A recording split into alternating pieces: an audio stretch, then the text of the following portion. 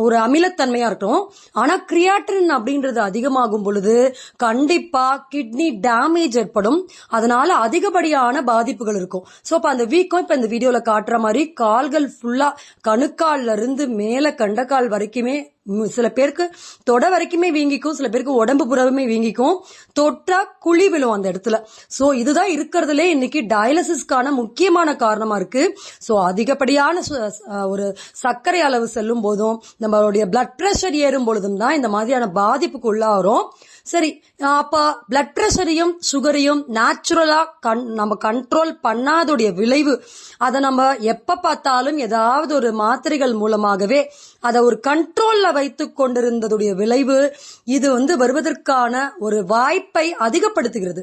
அப்ப நாம் ஒரு ஆரம்ப காலகட்டத்திலேயே கால்களை சில பேர் பாத்தீங்கன்னா கொஞ்சம் தான் வீக்கம் இருக்கும், பஸ்ல போகும்போது வீங்கும், காலை தொங்க போட்டா வீங்கும், அந்த ஒரு